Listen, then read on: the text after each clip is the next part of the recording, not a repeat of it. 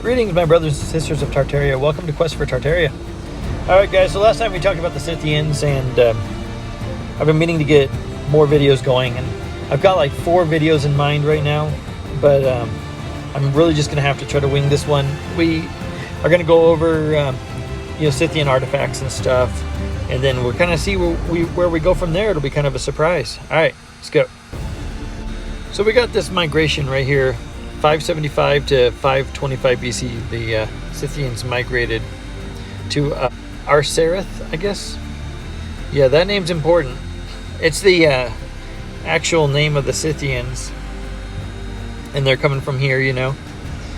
Moving on up to Sakai, the Caucasus Mountains, Goths or Gads. Then you can see here is a little bit deeper. By 1000 AD, they're the Saxons. 300 AD, and Engins, I guess, how do you spell that? Engins. Engins, Saxon, 500 AD. So that's interesting. Bump, bump, you know. Vikings, 400 AD. Vikings come back in 830 AD. Or Rus the Viking, 830 AD. So yeah, pretty interesting. But I mean, they went all over the place. Caucasus Mountains, Caucasians, right? And I mean, figure desert people mixing with the Caucasian, I guess, and then also here in Tartaria, you know, showed all this stuff. But yeah, there's that. This is kind of their area, 700 to 600 BC. You know, pretty cool. Scythian invasion routes down here. Looks like they were trying to retake their homeland. I typed in medieval maps of flags and stuff like that. This is what popped up. Got all these different places. Looks like the Arab attack here, you know, and then all these. You see Germany over here with Rome, Holy Roman Empire. And then these here, Tartaria right here. And then Khazaria right here. Ukraine, Khazaria. And then, yeah, we're getting into the Scythian artifacts. And there's that classic hat of the Scythians. And we have a lot to go through, so I'll go through pretty fast. Ancient medieval and slightly later history and westernmost Scythian artifact. And I mean, they use gold. Yeah, their Scythian artifacts are gold. They were really artistic, always depicting like things like lions and different animals. See, the Scythian territory used to have lions and stuff, you know. They really like the deer too, or an elk, I guess, with all those antlers, you know. Got another lion, you know, eating a horse. They were also very good horse archers, which is not surprising if you guys recall the whole Genghis Khan hordes thing with the archers and stuff.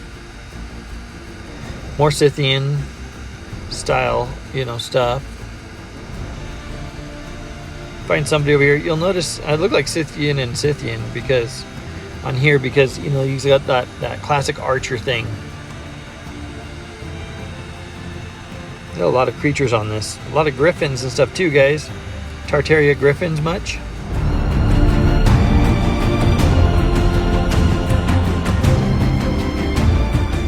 Then the swords.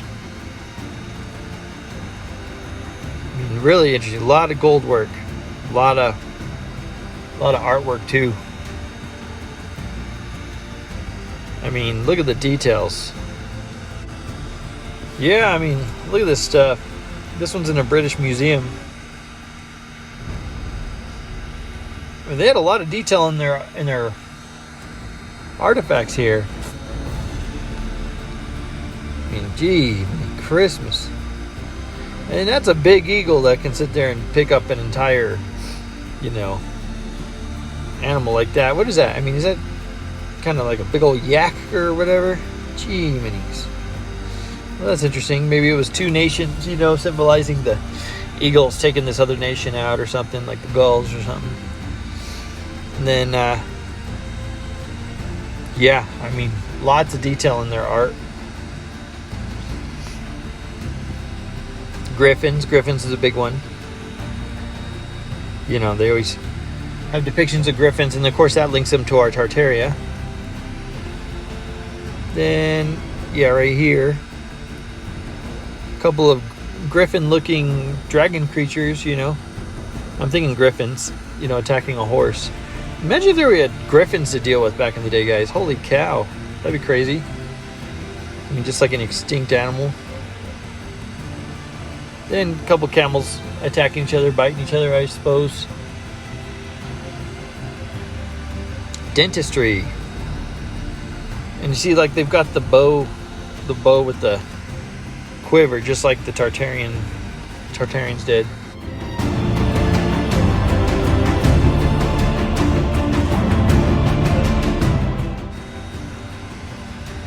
And Master Bowman, of course, with the hat, that classic hat, you know what I mean? Spears, shields. It's the start of Tartaria, guys. Boom. Stab. this is Tartaria's ancient history, guys. So, I had one guy who's like, that's not important, look up the technology stuff, but it's like, this is Tartaria's ancient history. Griffins, we gotta see, the stuff in the past. We have to. There we go. Scythian warrior. Look at his garb. Arrow holder, sword, spear, armor. This guy, he came from the desert peoples of Israel, and then, give some time, mixing with the Caucasus Mountain people. I would suppose, maybe Assyrians. Or did they stay to themselves? And you got old armor. I saw a website where they were trying to say, you can just imagine it was a Khazar website, it had all the Khazar symbology and stuff on it. But yeah, where they were saying Scythians aren't, there's no proof that the Scythians existed and stuff. I should have took a picture of it. Can't find it now. But I'm like, oh, there's something they were thinking about doing, trying to make it where the Scythians didn't exist. So I wanted to look up the artifacts. That's where I got all these pictures from. Your Scythian writers look like the Tartaria writers, and that's why the Mongolian writers, Tartaria writers, were freaking nuts. That was their hat back then. Just gold. And this, just look at that. Just awesome.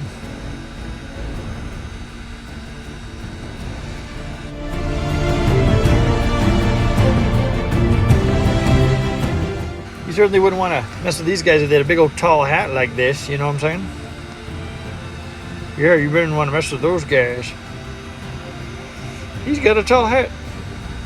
That was in a Turkish museum, when they were putting him on display. Some more armor stuff. Now back to the map. So what happened? Look at all these nations.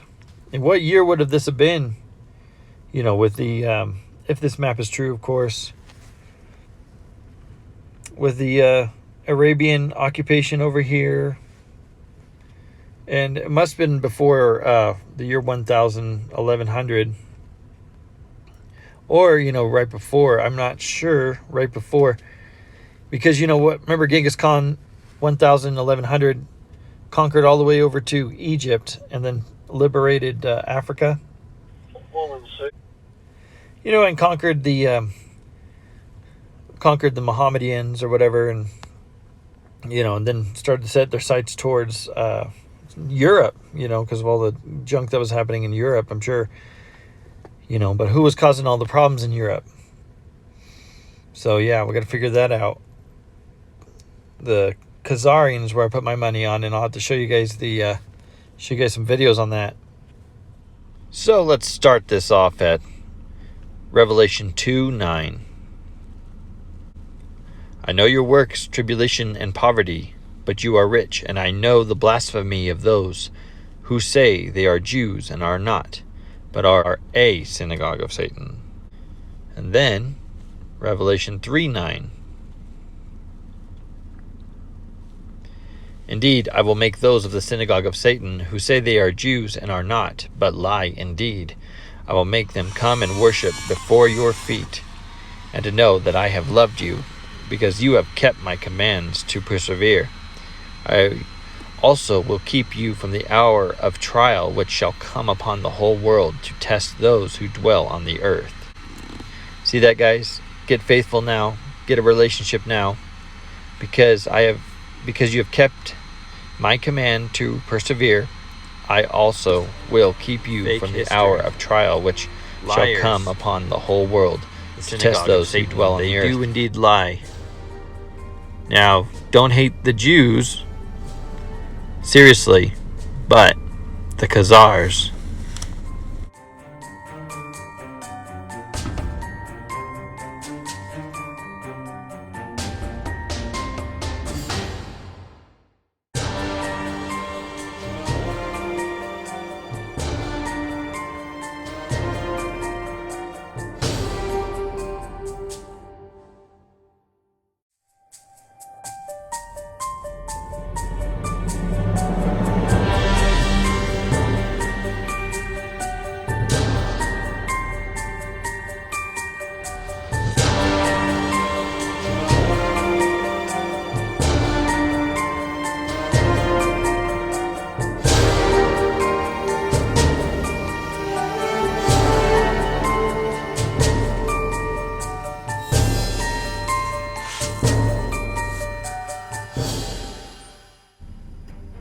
The Vatican approves a Canaanite idol of Molech, put on display in Rome. Isn't this just lovely, people? I mean, any surprise? Seriously, let's just glorify how we used to murder children. Despicable. You ever wonder why Washington, D.C. is the District of Columbia and it has a whole bunch of satanic stuff in the White House? You guys should look into it, really. But yeah, the Satanists have been in charge for a while, a long while. And we'll go over the history of that since 1666. It's when it started to have the title, the tide shift. But yeah, they'll sit there and tell you that you are a Christian nation, and then they'll use all the Christians to do all their dirty work and fight in their wars and kill each other and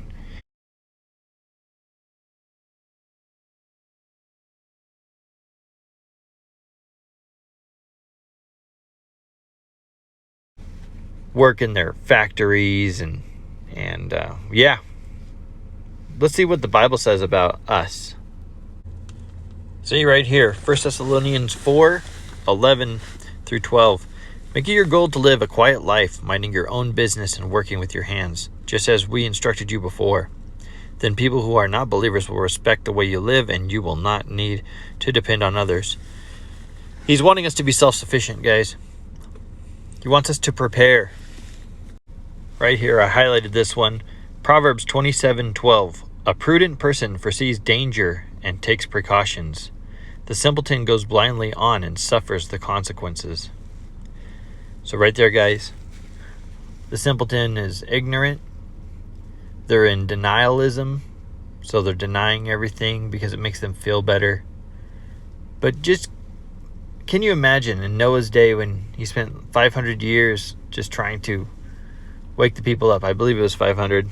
And you can correct me if I'm wrong. But yeah, the people, I'm sure, were everything we're seeing. Ignorant, ignorance is bliss, and denialism, and they don't want to turn from their sinful ways, and they want to give up their sinful ways when they don't realize, like, the flood is coming. Well, that's where we are right now, guys. The flood is coming. This time it's a flood of fire, and his name is Yeshua, and he's coming. He is coming now, guys. I promise you, he is coming now. We got the Red Cow ceremony this year, 2023, the rebuilding of the temple, 18 to 36 months, no later than 2027. The Messiah, or fake Antichrist, I should say, the fake Messiah, he can't take the throne until the West is destroyed. Of Khazar. And I believe that's Agenda 2030. So when did they convert over to Judaism we don't have long, to protect themselves? guys, we don't have long. I'm going to do another video on, biblical preparation and stuff. And, you guys need to stay tuned for that. Make sure, if you haven't pressed the notification bell, make sure you do. Subscribe and press the notification bell. But yeah, we're going to get on it, guys.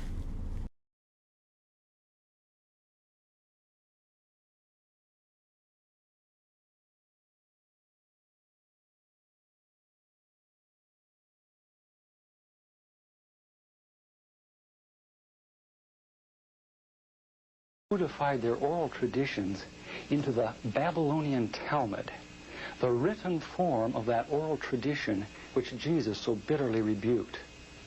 The Talmud reveals how deep was Israel's apostasy. In her beginning, God gave the Hebrews the loftiest, the most upright literature and ethics the world has ever known. Yet when they turned their backs on him, they produced the Talmud, a work which has aptly been called a monument to human folly. The Talmud also helps us understand the basis for Christ's unflattering descriptions of the Pharisees. Jesus described the Pharisees as hypocrites, children of hell, blind guides, whited sepulchres, full of dead men's bones. He even described the Pharisees as children of their father the devil, a murderer from the beginning. The Talmud confirms Christ's words.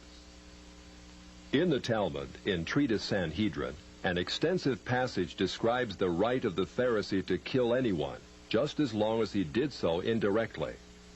As one of dozens of examples, the Talmud tells us that if one bound his neighbor and he died of starvation, he is not liable to execution. In such an indirect manner, the Pharisees also killed Christ. Manipulating the Romans to actually wield the spear and sword, the Pharisees claimed, as their descendants do today, that since the Romans were the direct cause of the death of Christ, it is the Romans, not the Jews, who are guilty. Christ also called the Pharisees adulterers, an adulterous generation. The Talmud provides generous loopholes for adultery. It says the penalty for adultery does not include sex with a minor, the wife of a minor, or the wife of a heathen.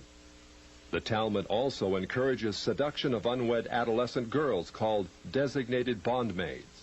But it's important how such rapes are performed. With the designated bondmaid, one is guilty only in the case of natural connection, but not in the case of perverse connection. The Pharisees reasoned that rape in a perverted manner is outside the jurisdiction of the law. Normal rape, however, was punishable. In Babylon, sexual perversion of every kind had been a way of life for millenniums. The Pharisees were deeply influenced by such practices. In 3 of the major treatises of the Talmud are found extensive passages which give legal endorsement to seduce and marry 3-year-old baby girls. In fact, many of the greatest rabbis of the Talmud, including Simeon ben Yochai, upheld this privilege. Today in Israel, thousands of Jews go to Meron every year to venerate the memory of Simeon ben Yochai, one of the most respected rabbis in the history of Judaism. In one of dozens of endorsements of child sex, Simeon ben Yochai said, "A proselyte under the age of 3 years and a day is permitted to marry a priest." Agreeing with ben Yochai, the great Rabbah said, "When a grown-up man has intercourse with a little girl, it is nothing. For when the girl is less than this, 3 years and a day, it is as if one put the finger into the eye." The footnote to this passage says, "As tears come to the eye again and again, so does virginity come back to the little girl under 3 years." The same section confirms that sexual activity with small boys is in the same category. The intercourse of a small boy is not regarded as a sexual act. In addition to adulterers, Christ, in the story of the Good Samaritan, portrayed the Pharisees as racial bigots, too self-righteous to respond to the suffering of one who was not a Jew. It is true, because of the wickedness of the Canaanites, which included sodomy and infant sacrifice, Israel had been commanded by God to be harsh in her treatment of the inhabitants of the land. God made it clear that the Canaanites were not simply to be avoided, but destroyed. By the time of the New Testament, this method of preserving God's kingdom by separation and the sword had become obsolete. God no longer made a racial difference between men. But the Pharisees were unfazed by God's new agenda. The Talmud was finally written down nearly 5 centuries after Christ, yet its critical, even homicidal attitudes toward Gentiles might have been lifted out of the book of Joshua. However, the quickest way to grasp the Talmudic view of Gentiles is not directly from the Talmud, but from the Jewish encyclopedias. If we quote an isolated opinion from the Talmud, a rabbi may quickly object, saying, "But that is not the overall opinion of the Talmud. That is not the definitive view."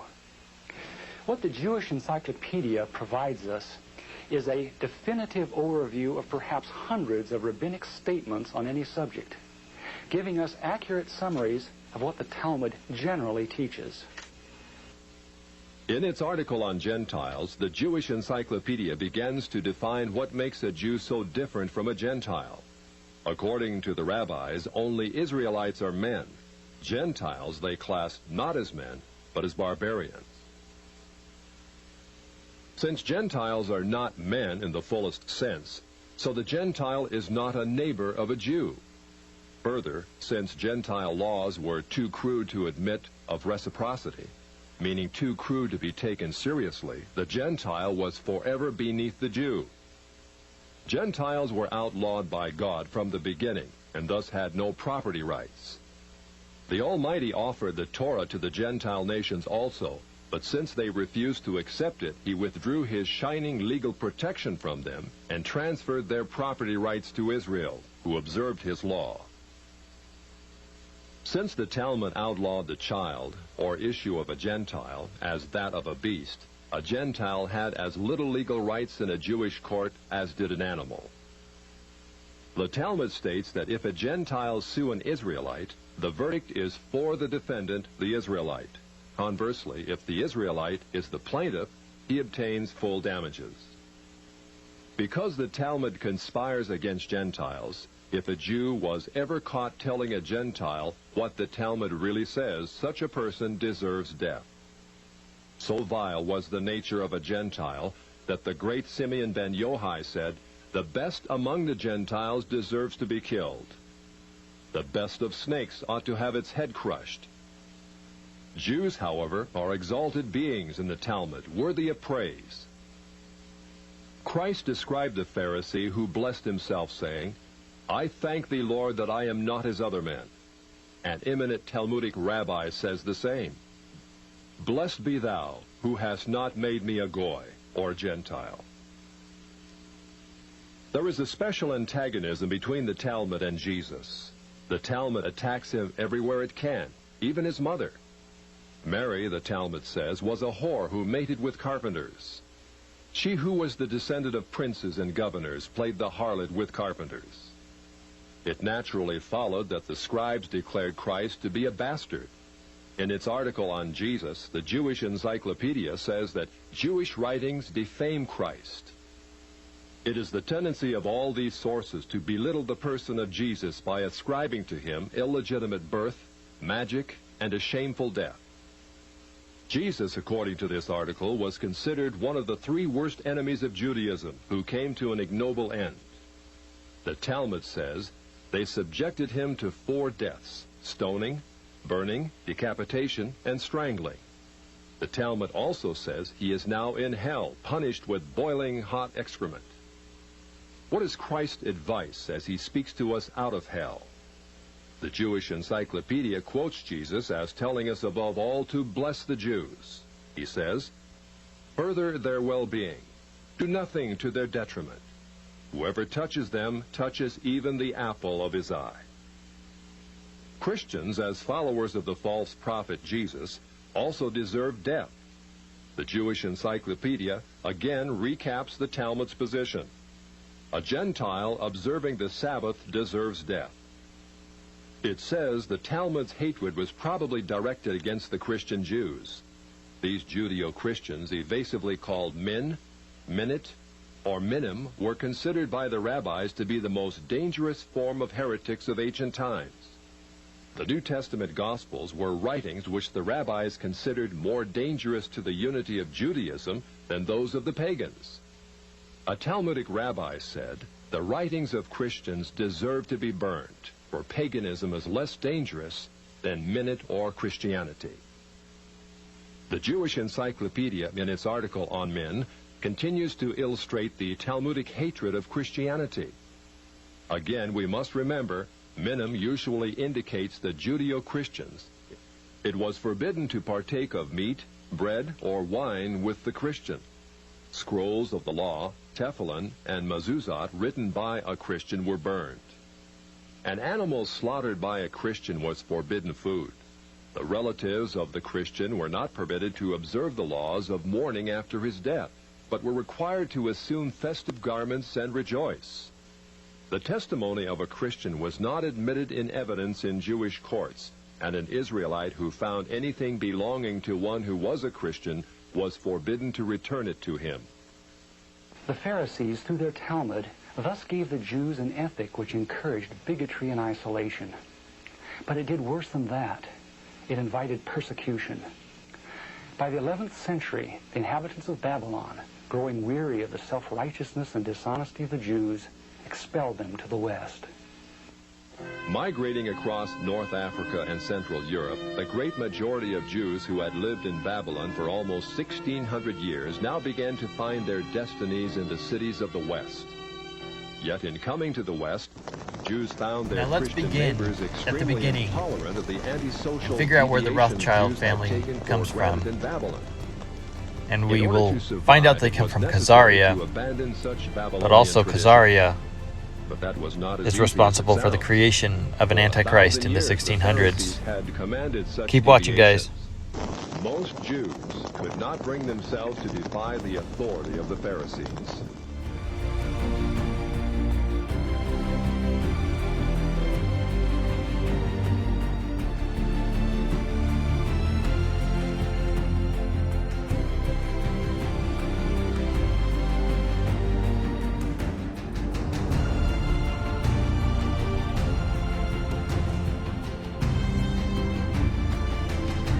Century. From the beginnings in Khazaria.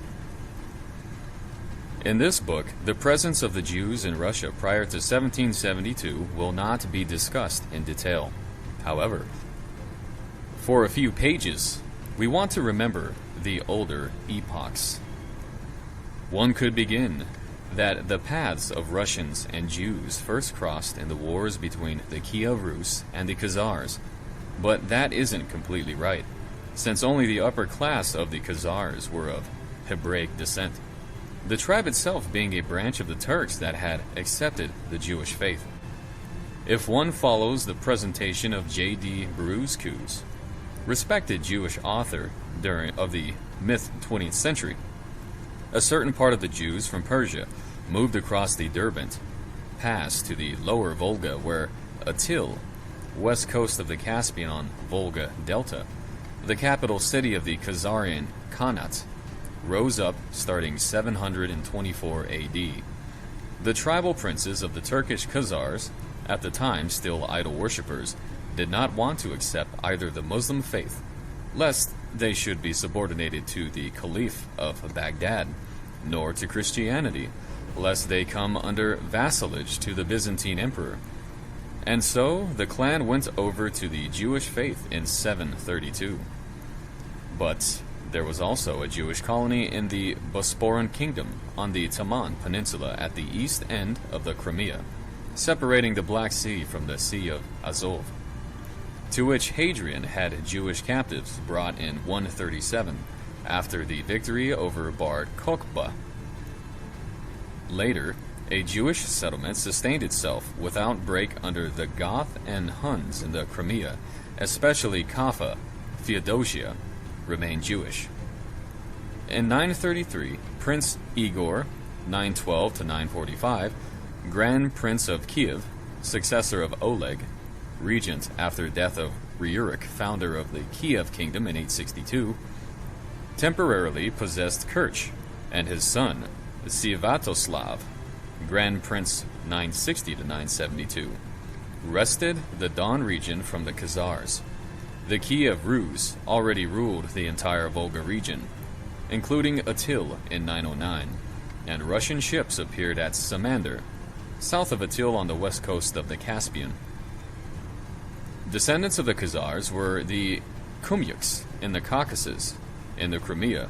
On the other hand, they combined with the Polovtsi, nomadic Turkish branch from Central Asia in the northern Black Sea area and the Caucasus since the 10th century, called Kuban or Kuman by Western historians. See the second map below. Yeah, see the second map below. Well, here you go, guys. The Caucasus Mountains right here. And the Goths and stuff. They'll talk about that. And then their migration in to Ukraine and stuff. But yeah, it was just a small jump over right here. So the Molech worshippers and stuff like that, they were up here, north of Israel and stuff. And where are they now? Where are they? The north of the Black Sea, getting pushed out and stuff like that by God's people from the Caucasus Mountains and stuff in Scythia. And then, some of them, as we had said before, settled in Tartaria, and then some were settling over into Khazaria. So, but yeah, there you go. Kind of bring a map to what they're talking about. To form the Crimean Tartars. But the Karaim, a Jewish sect that does not follow the Talmud, and Jewish residents of the Crimean did not go over to the Muslim faith. Okay. Right here, guys. We have the Kumyks, which is the Turkish-speaking people independent state in the 15th century, annexed to Russia in 1784. In the Caucasus were descendants of the Khazars, so in the Caucasus. In the Crimea, on the other hand, they combined with the Polovtsky, Turkish-speaking people from Asia that occupied the southern steppes of Russia in the 11th century. The nomadic Turkish people from Central Asia who had lived in the northern Black Sea area in the Caucasus since the 10th century, called Kuman by Western historians. Now here's where it gets kind of interesting too. This admixture formed the Crimean Tartars, but unlike the Tartars of Krayam, Turkish-speaking people professing a belief similar to Judaism, but without recognizing the Talmud. So it sounds like good Jews, the ones that don't believe in pedophilia and Satanism. 11th and 12th century, a Jewish sect that does not follow the Talmud. The Khazars were finally conquered much later by Tamerlane, or Timur, the 14th century conqueror. Yep, Tamerlane, or Timur. He was a Tartarian conqueror. We'll do a video on him. He's pretty cool, and he's got some good stuff in there. So, a few researchers, however, hypothesize, exact proof is absent, that the Hebrews had wandered to some extent through the South Russian region in west and northwest direction. Thus, the Orientalist and Semitist Abraham Harkavi, for example, writes that the Jewish congregation in the future Russia emerged from Jews that came from the Black Sea coast and from the Caucasus, where their ancestors had lived since the Assyrian and Babylonian captivity. J.D. Bruskus also leans to this perspective. Another opinion suggests it is the remnant of the 10 lost tribes of Israel. Well, he stopped reading it right there, so I figured I'd read it for you guys too. After the death of Solomon, under the rule of Rehoboam, 10 of the 12 tribes of Israel, separated from the house of David, formed the kingdom of Israel and then were punished and dispersed. See, look at how the Khazars are trying to take the credit, saying that they came from where the 10 lost tribes of Israel came from, when they clearly were taken to Babylon. And because they want all the credit, they want to get back in, they want to force their way back into being God's graces, but those graces have been gone. Even Jesus said that, your father is Satan. So, guys, we won't let him fool us. This migration presumably ended after the conquest of Tatarans, east shore of the Kerch straits overlooking the east end of the Crimean Peninsula, the eastern flank of the old Bosporan kingdom, 1097, by the Polovsti. According to Harkavi's opinion, the vernacular of these Jews, at least since the 9th century, was Slavic, and only in the 17th century, when the Ukrainian Jews fled the pogroms of Chmelnytsky, Bogdan Chmelnytsky, Ukrainian Cossack, 1593 to 1657, led the successful Cossack rebellion against Poland with help from the Crimean Tartars. Did Yiddish become the language of Jews in Poland? In various manners, the Jews also came to Kiev and settled there. Already under Igor, the lower part of the city was called Kosary. In 933, Igor brought Jews that had been taken captive in Kerch. Then, in 965, Jews taken captive in the Crimea were brought there. In 969, Kosarin from Atil and Samander. In 989, from Cherson, and in 1017, from Temutarakan. In Kiev, Western Jews also emerged, in connection with the caravan traffic from west to east, and starting at the end of the 11th century, maybe on account of the persecution in Europe during the First Crusade. Later researchers confirmed likewise that in the 11th century, the Jewish element in Kiev is to be derived from the Khazars. Still earlier, at the turn of the 10th century, the presence of a Khazar force and a Khazar garrison was chronicled in Kiev, and already in the first half of the 11th century, the Jewish Khazar element in Kiev played a significant role. In the 9th and 10th century, Kiev was multinational and tolerant. At the end of the 10th century, in the time when Prince Vladimir I. Svatoslavich, 980-1015, the Saint, Grand Prince of Kiev, was choosing a new faith for the Russians, there were not a few Jews in Kiev, and among them were found educated men that suggested taking on the Jewish faith. The choice fell out otherwise than it had 250 years earlier in the Khazar kingdom. Karamzin, 1766 to 1826, Russian historian, relates it like this.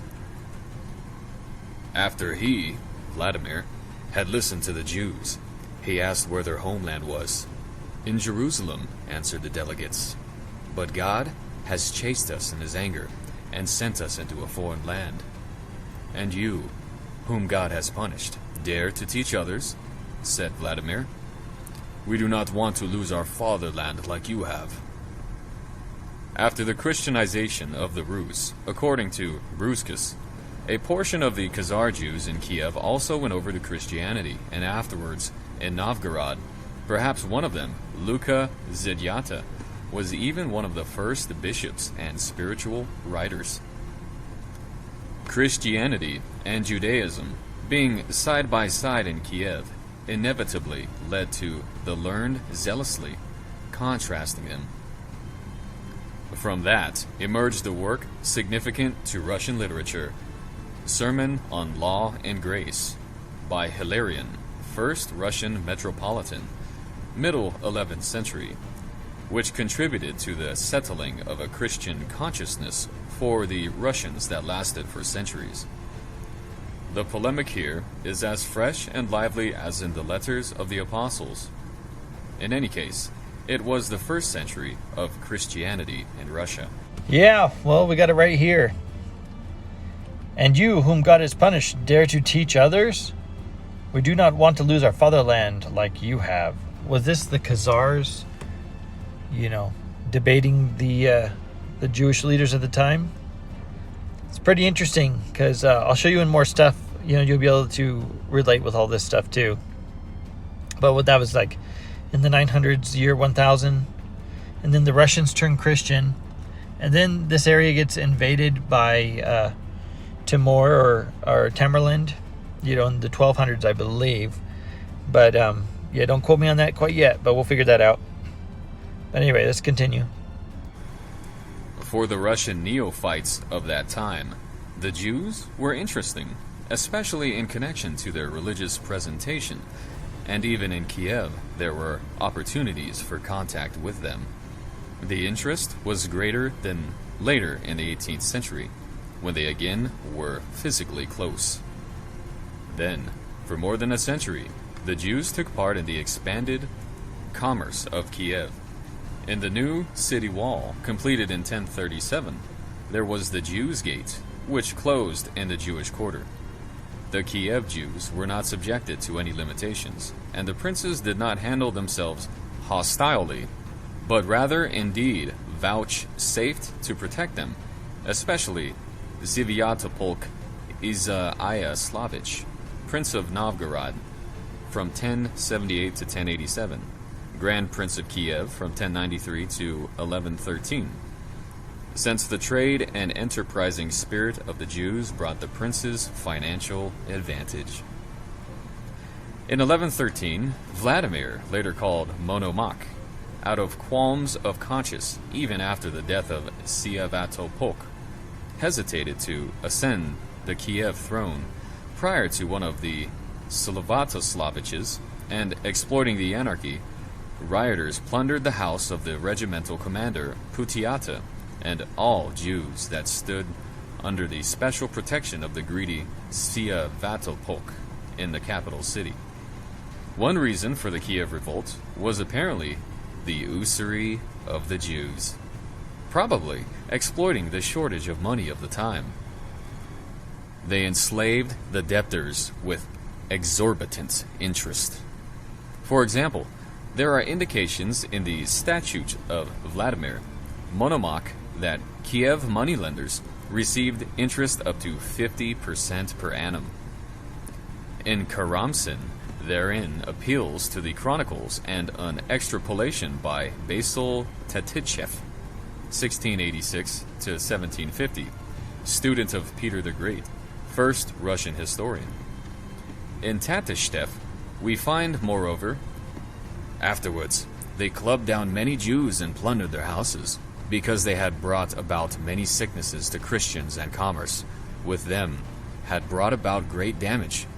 Many of them, who had gathered in their synagogue seeking protection, defended themselves as well as they could, and redeemed time until Vladimir would arrive. But when he had come, the Kievites pleaded with him for retribution toward the Jews, because they had taken all the trades from Christians, and under Svyatopolk had had much freedom and power. They also brought many over to their faith. According to M.N. Pokrovsky, the Kiev pogrom of 1113 had social and not national character. However, the leaning of this class-conscious historian toward social interpretations is well known. After he ascended to the Kiev throne, Vladimir answered the complaints. Since many Jews everywhere have received access to the various princely courts and have migrated there, it is not appropriate for me, without the advice of the princes, and moreover contrary to rights, to permit killing and plundering them. Hence, I will without delay call the princes to assemble to give counsel. In the council, a law limiting the interest was established, which Vladimir attached to Yaroslav's statute. Karamsin reports, appealing to Tatashev, that Vladimir banned all Jews upon the conclusion of the council, and from that time forth there were none left in our fatherland. But at the same time, he qualifies, in the Chronicles, in contrast, it says that in 1124, the Jews in Kiev died in a great fire. Consequently, they had not been banned. Bruscus explains that it was a whole quarter in the best part of the city, at the Jews' Gate, next to the Golden Gate. At least one Jew enjoyed the trust of Andrei Bogolyubsky, or Andrei Bogolyubsky, in Vladimir. Among the confidants of Andrei was a certain Ephraim Moisich, who patronymic Moisich, or Moisevich, indicates his Jewish derivation, and who, according to the words of the Chronicle, was among the instigators of the treason by which Andrei was murdered. However, there is also a notation that says that under Andrei Bogolyubsky, many Bulgarians and Jews from the Volga territory came and had themselves baptized, and that after the murder of Andrei, his son Georgi fled to a Jewish prince in Dagestan. In any case, the information on the Jews in the time of the Kievan Rus is scanty, as their numbers were obviously small. The plot thickens. 1124, the Jews in Kiev died in a great fire, consequently in the best part of the city, by the Jew Gate and the Golden Gate. Could this be the Khazar politicians, the Khazarian politicians, killing off the Jews in their country? See, that's really interesting. You know, we got to stop and really think about this kind of stuff, guys. And then, because you know what? There was real Judaism Jews, you know. But also we got these Khazars that are just ruthless. You know, power-hungry, bloodthirsty, murderous monsters, you know. And that goes back into the Khazarian ancient days, you know. They were the Canaanites. You know, child sacrifice, all that stuff. So, yeah, they're fleeing, you know, these Jews are fleeing as such. And this is what, 1124. And then, coincidentally, Tamerlane invades in 1200. Probably from the murder of these Jews, actually. And their 10 lost tribes of Israel, brothers, and... Hey, copy. And their Tartarian brothers, which are the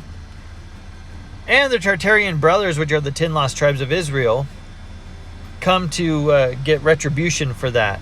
And maybe that is what upsetted the Russians and causes the big war between them and the Russians. But that is a theory, but it'd be interesting if we find that out. The Jewish Encyclopedia notes that in the Russian heroic songs, the Bailinin, the Jewish Khazar, e.g. the warrior Shidowin, in the old Bailina about Ilya and Dobrynas, is a favorite general moniker for an enemy of the Christian faith. At the same time, it could also be a trace of memories of the struggle against the Khazars. Here, the religious basis of this hostility and exclusion is made clear. On this basis, the Jews were not permitted to settle in the Muscovy Rus. So, yeah, we'll have to see if this Shindowin, the Jewish Tsar, is who was, you know, a big moniker of for an enemy of the Christian faith. So, yeah, we'll have to see if that's 1100s. And who is this? I mean, this is real vague. Could this be an Antichrist figure, or, you know, some kind of Khazarian warlord or something?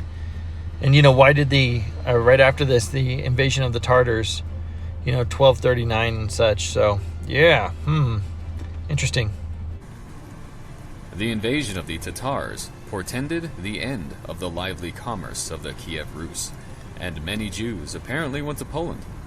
Also, the Jewish colonization into Volhynia and Galicia continued, where they had scarcely suffered from the Tatar invasion. The encyclopedia explains, during the invasion of the Tartars, 1239, which destroyed Kiev, the Jews also suffered, but in the second half of the 13th century, they were invited by the Grand Princes to resettle in Kiev, which found itself under the domination of the Tatars.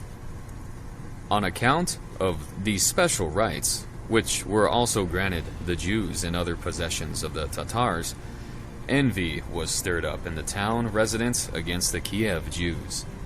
Similar happened not only in Kiev, but also in the cities of North Russia, which, under the Tatar rule, were accessible for many merchants, Khorasan, or Kaiva, who were long since experienced in trade and the tricks of profit-seeking. These people bought from the Tatars the principality's right to levy tribute. They demanded excessive interest from poor people, and in case of their failure to pay, declared the debtors to be their slaves and took away their freedom. Yeah, I believe right here we are looking at the false Jew, the Khazar, when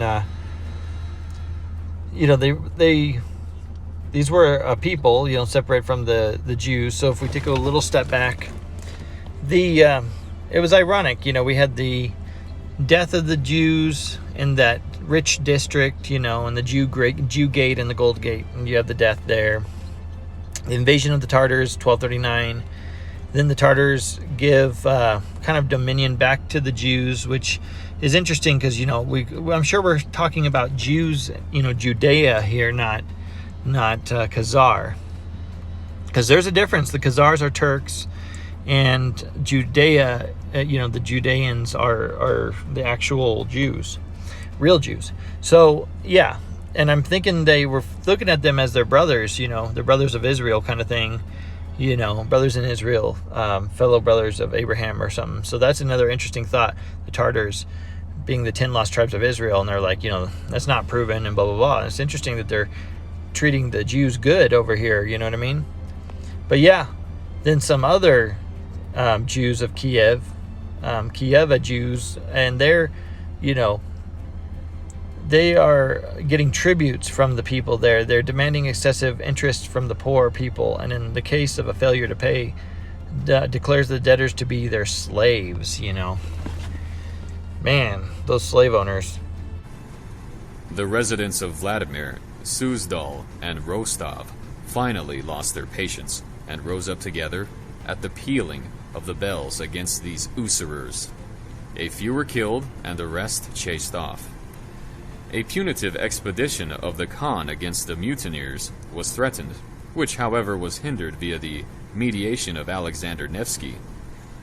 In the documents of the 15th century, Kievite Jewish tax leasers are mentioned, who possessed a significant fortune. A migration of Jews from Poland to the east, including White Russia, Belarus, should also be noted in the 15th century.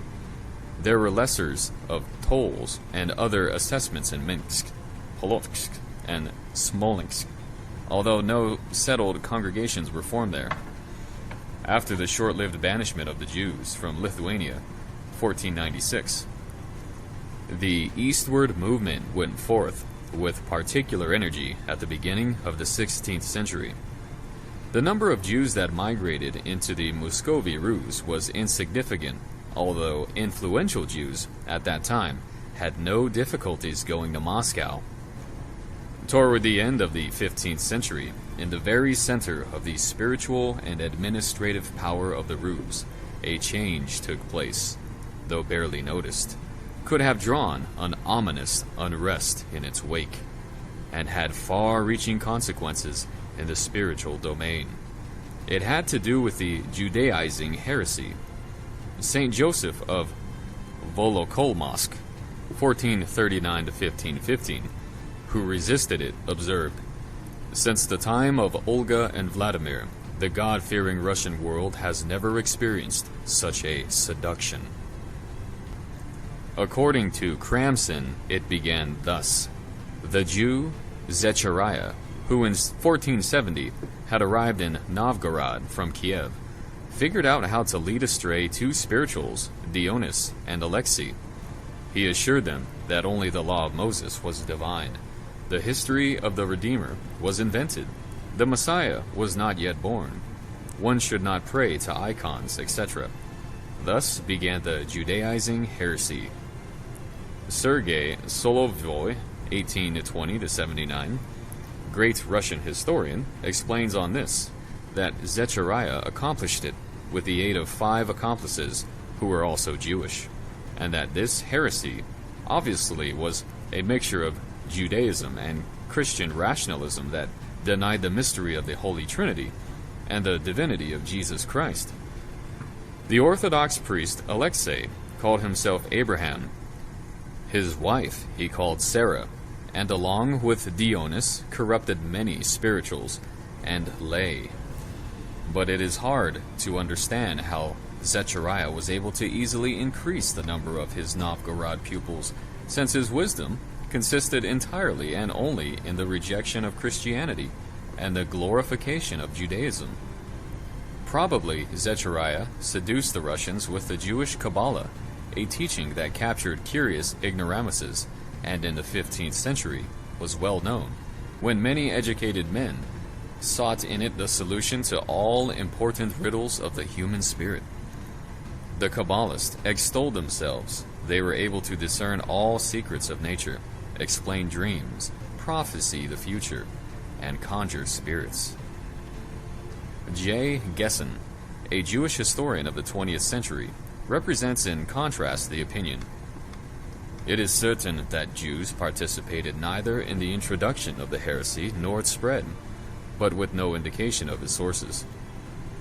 The Encyclopedia of Brockhaus and Ephron, 1890 to 1906, Russian equivalent to the 1911 Britannica, explains, apparently the genuinely Jewish element played no outstanding role, limiting its contribution to a few rituals. And the Jewish Encyclopedia, which appeared about the same time, writes on the other hand, today, since the publication of the Psalter of the Judaizers and other memorials, the contested question of the Jewish influence on the sects must be seen as settled in a positive sense. The Novgorod heretics respected an orderly exterior, appeared to fast humbly and zealously, fulfilled all the duties of piety. They made themselves noticed by the people and contributed to the rapid spreading of the heresy. When after the fall of Novgorod, Ivan Vasilyevich III, 1440 to 1505, English name would be John son of Basil, Grand Prince of Moscow, united the greater Russian territory under Moscow's rule, visited the city. He was impressed by their piety and took both of the first heretics, Alexei and Dionys, to Moscow in 1480 and promoted them as high priests in the Assumption of Mary and the Archangel cathedrals of the Kremlin. With them also the schism was brought over, the roots of which remained in Novgorod.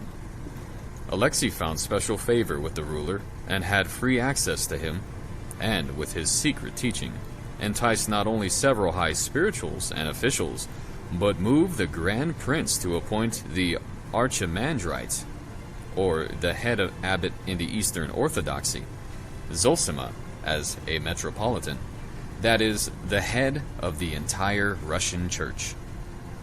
A man from the very circle of those he had enticed with the heresy.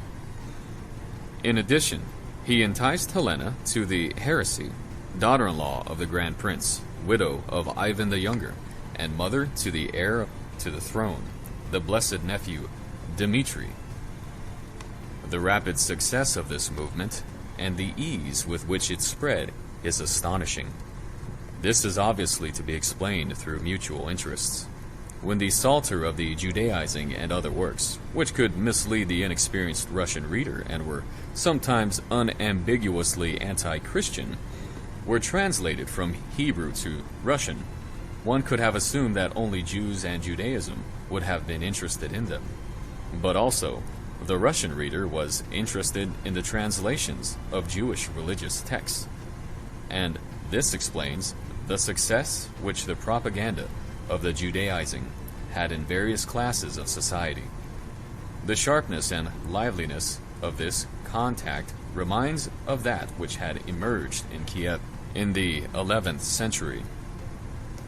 The Novgorod Archbishop Gennady uncovered the heresy in 1487, sent irrefutable proofs of it to Moscow, hunted the heresy out and unmasked it, until in 1490 a church council assembled to discuss the matter under leadership of the just promoted metropolitan Zosima.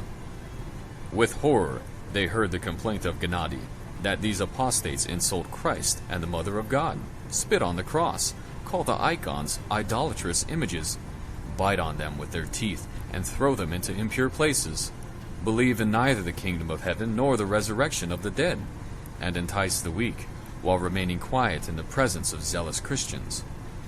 From the judgment of the council, it is apparent that the Judaizers did not recognize Jesus Christ as the Son of God, that they taught the Messiah is not yet appeared, that they observe the Old Testament Sabbath day rather than the Christian Sunday. It was suggested to the council to execute the heretics, but, in accordance with the will of Ivan III, they were sentenced instead to imprisonment, and the heresy was anathematized. In view of the coarseness of the century and the seriousness of the moral corruption. Such a punishment was extraordinarily mild. The historians unanimously explain this hesitation of Ivan in that the heresy had already spread widely under his own roof, and was practically by well-known, influential people, among whom was Fyodor Kurizin, Ivan's plenipotentiary secretary, so to speak, the foreign minister, famous on account of his education and his capabilities. The noteworthy liberalism of Moscow flowed from the temporary dictator of the heart, F. Kurizin. The magic of his secret salon was enjoyed even by the Grand Prince and his daughter-in-law. The heresy was by no means in abatement, but rather prospered magnificently and spread itself out. At the Moscow court, astrology and magic, along with the attractions of a pseudo-scientific revision of the entire medieval worldview, were solidly propagated, which was free thinking, the appeal of enlightenment, and the power of fashion. The Jewish Encyclopedia sets forth, moreover, that Ivan III, out of political motivations, did not stand against the heresy. With Zechariah's help, he hoped to strengthen his influence in Lithuania. And besides that, he wanted to secure the favor of influential Jews from the Crimea, of the princes and rulers of Taman Peninsula, Zacharias the Gisolfi, and of the Jew Chosi Kokos, a confidant of the Khan Mengli Giray or Girai. After the Council of 1490, Sosima continued to sponsor a secret society for several years, but then was himself discovered, and in 1494 the Grand Prince commanded him to depose himself without process and to withdraw into a cloister, without throwing up dust, and to all appearances willingly. The heresy, however, did not abate. For a time, 1498, its votaries in Moscow seized almost all the power, and their charge, Dmitri, the son of the princess Helena, was coronated as Khazar. Soon, Ivan III reconciled himself with his wife Sophia Palaiologos, and in 1502 his son Vasily inherited the throne. Kurizin by this time was dead. Of the heretics, after the Council of 1504, one part was burned, a second part thrown into prison, and a third fled to Lithuania, where they formally adopted the Mosaic faith. It must be added that the overcoming of the Judaizing heresy gave the spiritual life of the Muscovy Rus at the turn of the 16th century a new impetus, and contributed to recognizing the need for spiritual education, for schools for the spiritual, and the name of Archbishop Gennady is associated with the collecting and publication of the first Church Slavic Bible, of which there had not to that point been a consolidation text corpus in the Christian East. The printing press was invented, and after 80 years, this Gennady Bible was printed in Ostrog in 1580 to 1582 as the first Church Slavic Bible. With its appearance, it took over the entire Orthodox East. Even Academy member S.F. Platonov gives a generalizing judgment about the phenomenon. The movement of Judaizing no doubt contained elements of the West European rationalism. The heresy was condemned. Its advocates had to suffer, but the attitude of critique and skepticism produced by them over against dogma and church order remained. Today's Jewish Encyclopedia remembers the thesis that an extremely negative posture towards Judaism and the Jews was unknown in the Muscovy Rus up to the beginning of the 16th century, and derives it from this struggle against the Judaizers. Judging by the spiritual and civil measures of the circumstances, that is thoroughly probable. J. Gessen, however, contends it is significant that such a specific coloring of the heresy as Judaizing did not lessen the success of the sects, and in no way led to the development of a hostile stance toward the Jews. You're in. No, you're out. Okay, you're in. Judging by its stable manner of life, it was in neighboring Poland that the biggest Jewish community emerged, expanded, and became strong from the 13th to the 18th century. It formed the basis of the future Russian Jewry, which became the most important part of world Jewry until the 20th century. Starting in the 16th century, a significant number of Polish and Czech Jews emigrated into the Ukraine, White Russia, and Lithuania. In the 15th century, Jewish merchants traveled still unhindered from the Polish-Lithuanian kingdom to Moscow, but that changed under Ivan IV the Terrible. Jewish merchants were forbidden entry. When in 1550, the Polish king Sigismund August desired to permit them free entry into Russia, this was denied by Ivan with these words: "We absolutely do not permit the entry of the Jew into my lands, because we do not wish to see evil in our lands, but rather may God grant that the people in my land may have rest from that irritation, and you, our brother, should not write us on account of the Jews again." For they had alienated the Russians from Christianity, brought poisonous plants into our lands, and done much evil to our lands.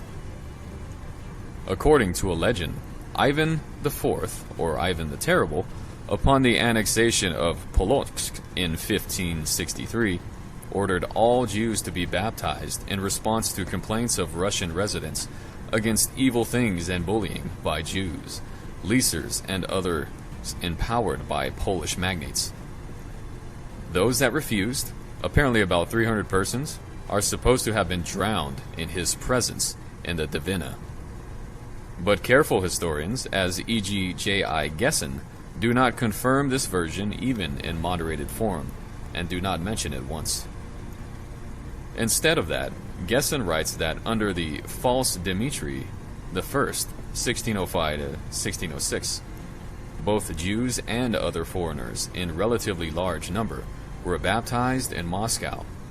The story goes, according to In the Time of Troubles by Sergei Ivanov, regarding the 15-year period of 1598 to 1613, of confusion following the failed Rurik dynasty, that the false Dmitri II, the thief of Tushino, was born a Jew.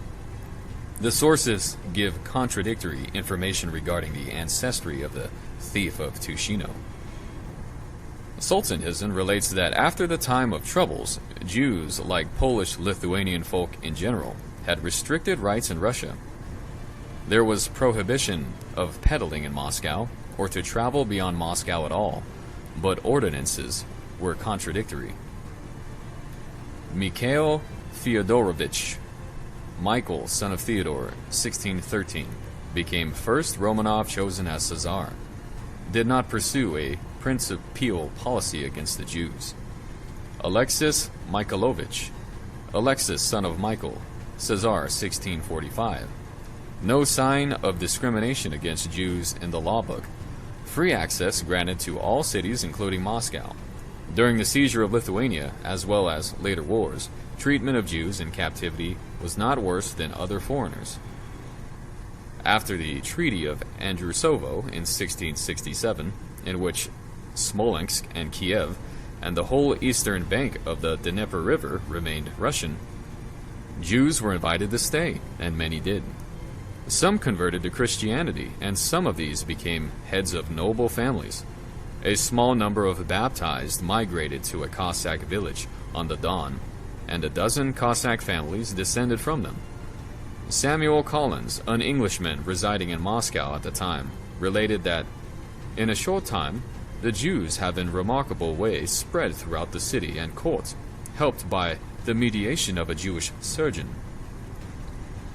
Theodore III, son of Alexis, Theodore 1676 Khazar, Jews not to be assessed toll on entry to Moscow, because they are not allowed in, whether with or without wares, but the practice did not correspond to the theory.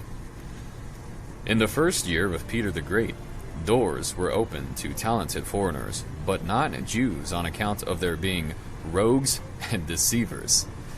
Yet there is no evidence of limitations imposed on them, nor special laws. Indeed, Jews were found close to the emperor. Vice-Chancellor Baron Peter Shafarov, close confidant Abram Veselovsky, later accused of thieving, his brother Isaac Veselovsky, Anton de Vieira, General Police Master of Petersburg, Vivier, head of secret police, and others. To A. Veselovsky, Peter wrote that what matters is competence and decency, not baptism or circumcision. Jewish houses in Germany inquired whether Russia would guarantee their commerce with Persia, but never received it. At the start of the 18th century, there was increased Jewish trade activity in Little Russia, or, as we know it, Ukraine. A year before Russian merchants got the right, Hetman, Ukrainian chief, Skoropadsky, gave orders several times for their expulsion, but this was not obeyed, and Jewish presence actually increased. Catherine I decreed removal of Jews from Ukraine and Russian cities, but only lasted 1 year. Peter II, the Khazar in 1727, permitted Jews into Little Russia first as temporary visits on the ground of their usefulness for trade, then more and more reasons found to make it permanent. Under Anna, the 1730 Caesarina, this right was extended to Smolensk and Slobodsky. In 1734, permission was given to distill brandy, and in 1736 it was permitted to import vodka from Poland into Russia. Baltic financier Levi Lippmann probably bailed out the future Caesarina Anna financially while she was living in Courland. Later, he achieved a high rank in her court in financial administration and received various monopoly rights. Elizabeth, 1741 Caesarina, however, issued a ukase, imperial Russian decree, 1 year after taking the throne, in December of 1742. Jews are forbidden to live anywhere in our realm. Now it has been made known to us that these Jews still find themselves in our realm, and under various pretexts, especially in Little Russia, they prolong their stay, which is in no way beneficial. But as we must expect only great injuries to our loyal subjects from such haters of the name of our Savior Jesus Christ, we order all Jews, male and female, along with their entire possession, to be sent without delay from our realm over the border, and in the future not allowed back in, unless it should be that one of them should confess our Greek Christian religion. This was the same religious intolerance that shook Europe for centuries. The way of thinking of that time was not unique in any special Russian way, nor was it an exclusively Jew-hostile attitude. Among Christians, the religious intolerance was not practiced with any less cruelty. Thus, the old believers, i.e., men of the same Orthodox faith, were persecuted with fire and sword. This ukase of Elizabeth was made known throughout the realm, but immediately attempts were made to move the ruler to relent. The military chancellor reported to the Senate from the Ukraine that already 140 people were evicted, but that the prohibition for Jews to bring goods in would lead to a reduction in state income. The Senate reported to the Caesarina that trade had suffered great damage in Little Russia, as well as the Baltic provinces, by the ukase of the previous year not to allow Jews into the realm, and also the state burse would suffer by the reduction of income from tolls. The Caesarina answered with the resolution, "I desire no profit from the enemies of Christ." Solzhenitsyn discusses contradictory sources as to the number of Jews that were actually evicted, ranging from almost none to 35,000, the latter figure having questionable origins. Strong resistance to the edict by Jews, land proprietors, and the state apparatuses meant it was enforced almost as little as previous attempts had been. Catherine II, Khazar in 1762, in consequence of a coup, and also being a neophyte to orthodoxy herself, was unwilling to start her reign opening things up for the Jews, though the Senate advised for it. Jews pressed for it and had spokesmen in Petersburg, Riga, and Ukraine. She found a way around her own law in permitting their entry for colonization into New Russia, area between Crimea and Moldavia, which was still a wasteland, was originally secretly from Riga, and the nationality of the Jews was kept more or less a secret. Jews went there from Poland and Lithuania. In the first partition of Poland, 1772, Russia reacquired White Russia, Belarus, along with her 100,000 Jews.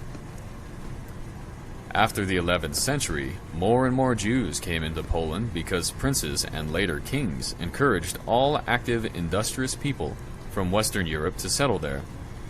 Jews actually received special rights, e.g. in the 13th century from Boleslav the Pious, in 14th from Casimir the Great, and in 16th century from Sigismund I and Stefan Bathany, though this sometimes alternated with repression, e.g. in the 15th century by Vladislav Jagiello and Alexander, son of Casimir. There were 2 pogroms in Krakow. In 16th century, several ghettos were constructed partly to protect them. The Roman Catholic spirituals were the most continuous source of a hostile stance. Nevertheless, on balance, it must have been a favorable environment, since in the first half of the 16th century, the Jewish population increased substantially. There was a big role for Jews in the business activity of landlords, in that they became leasers of the brandy distilling operations.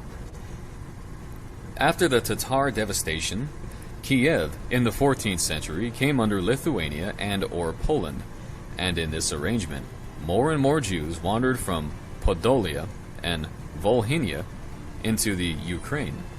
Okay, see right here, guys. After the Tatar devastation, Kiev in the 14th century came under Lithuania and/or Poland, and with this arrangement, more and more Jews wandered from Podolia and Volhynia.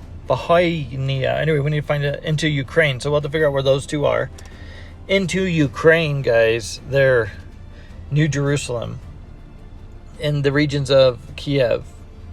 So yeah, the Tartarians were devastated in the 14th century. So that's in the 1500s. We know their maps were getting jacked up, and they were losing territory. We know that they were losing territory in the 14th century, in the 1500s, and all the way to the 1700s, where we see this huge bombardment of their capital where they get annihilated. You need to watch Tartaria, Gog and Magog, part 1 and 2, and I believe in part 2, I show how Tartaria was destroyed and show the devastation. But it looks like the devastation started in the 14th century, the 1500s. So we'll have to check that out, guys. And we have a 1569 over here, so, but it was probably before 1569. But that's a good point for us. And we have an Antichrist in 1666. In the regions of Kiev, Poltava, and Chernigov. This process accelerated when a large part of Ukraine came directly under Poland in the Union of Lublin, 1569. The main population consisted of Orthodox peasants, who for a long time had special rights and were free of tolls. Now began an intensive colonization of the Ukraine by the Polish Szlachta, Polish nobility, in conjoint action by the Jews. The Cossacks were forced into immobility and obligated to perform drudgery and pay taxes. The Catholic lords burdened the Orthodox peasants with various taxes and service duties, and in this exploitation, the Jews also partly played a sad role. They leased from the lords the propination, i.e. the right to distill vodka and sell it, as well as other trades. The Jewish leasers, who represented the Polish lord, received, of course, only to a certain degree, that power that the landholder had over the peasants. And since the Jewish leasers strove to wring from the peasants a maximum profit, the rage of the peasants rose not only against the Catholic landlords, but also against the Jewish leasers. When from this situation, a bloody uprising of the Cossacks arose in 1648 under leadership of Chmielnicki, Jews as well as Poles were the victims. 10,000 Jews died. The Jews were lured in by the natural riches of the Ukraine and by Polish magnates that were colonizing the land, and thus assumed an important economic role. Since they served the interest of the landlords and the regime, the Jews brought on themselves the hatred of the residents. N.I. Kostomarov adds that the Jews leased not only various branches of the privileged industries, but even the Orthodox churches, gaining the right to levy a fee for baptisms. After the uprising, the Jews, on the basis of the Treaty of Belaya-Surkov in 1651, were again given the right to resettle in the Ukraine. The Jews were, like before, resident and leaser of the royal industries and the industries of the Sazlakta, and so it was to remain. Going into the 18th century, brandy distilling was practically the main profession of Jews.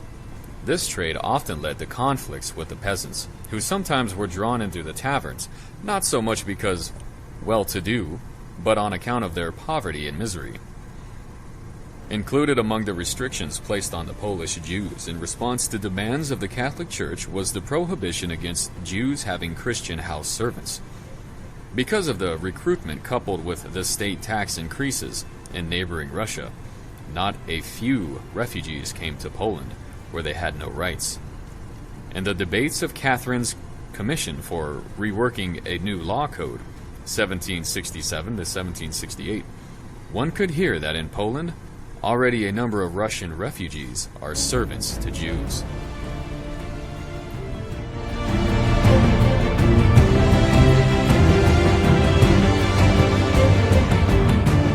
And there we have it, guys. Thank you for watching Quest for Tartaria.